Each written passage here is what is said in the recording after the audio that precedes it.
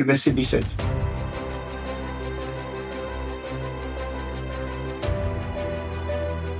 Lecture de la parole. Le jour où le Seigneur Dieu fit la terre et le ciel, il n'y avait pas encore sur la terre aucun arbuste des champs, et aucune herbe des champs n'avait encore germé, car le Seigneur Dieu n'avait pas fait pleuvoir sur la terre. Il n'y avait pas d'homme pour cultiver le sol, mais un flux montait de la terre et irriguait toute la surface du sol. Le Seigneur Dieu modéla l'homme avec la poussière prise du sol. Il insuffla dans les narines la laine de vie. Il insuffla dans les narines la laine de vie, dans ses narines la laine de vie, et l'homme devint un être vivant. Le Seigneur Dieu planta un jardin en Éden, à l'Orient. Il plaça l'homme qu'il avait formé. Le Seigneur Dieu fit germer du sol tout arbre d'aspect attrayant et bon à manger. L'arbre de la vie au milieu du jardin et l'arbre de la connaissance de ce qui est bon et mauvais. Un fleuve sortait d'Éden pour irriguer le jardin. De là, il se partageait pour germer, pour former 4 bras. L'un d'eux s'appelait Pichon, celui qui entoure tout le pays de Haouila où se trouve l'or. Et l'or de ce pays est bon, ainsi que le bédélium et la pierre d'onyx. Le deuxième fleuve s'appelait Chiom, celui qui entoure tout le pays de Couche. Le troisième fleuve s'appelait Tigre. Il coule à l'orient d'Assur. Le quatrième fleuve s'appelait l'Euphrate. Le Seigneur Dieu prit l'homme et l'établit dans le jardin d'Éden pour cultiver le sol et le garder.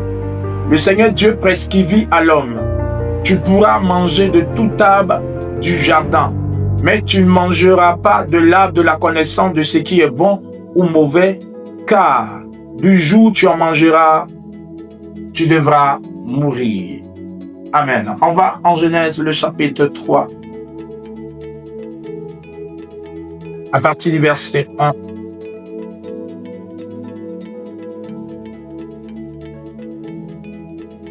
Notez sur les écrans 1 à 9.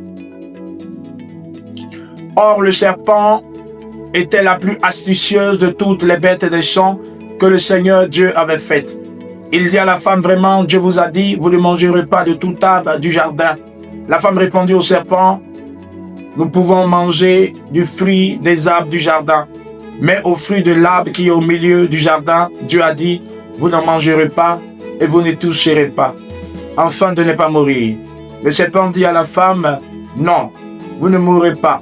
Mais Dieu sait que le jour où vous en mangerez, vos yeux s'ouvriront et vous serez comme les dieux, possédant la connaissance de ce qui est bon ou mauvais. La femme vit que l'arbre était bon à manger, séduisant à regarder, précieux pour agir avec clairvoyance. Elle en prit un fruit dont elle en mangea. Elle en donna aussi à son mari qui était avec elle, et il en mangea. Leurs yeux à tous deux s'ouvrirent, et ils surent qu'ils étaient nus. Ayant cousu des feuilles de figuier, ils s'enfuirent des pagnes. Or, il entendit la voix du Seigneur Dieu se promener dans le désert, au souffle du jour. L'homme et la femme se cachaient devant le Seigneur Dieu au milieu des jardins, au milieu des arbres du jardin. Le Seigneur Dieu appela l'homme et lui dit: où es-tu? Il répondit: j'ai entendu ta voix dans le jardin, j'ai pris peur, car j'étais nu et je me suis caché. Dieu bénisse sa parole. On allait jusqu'au verset 10. Voilà. Alors,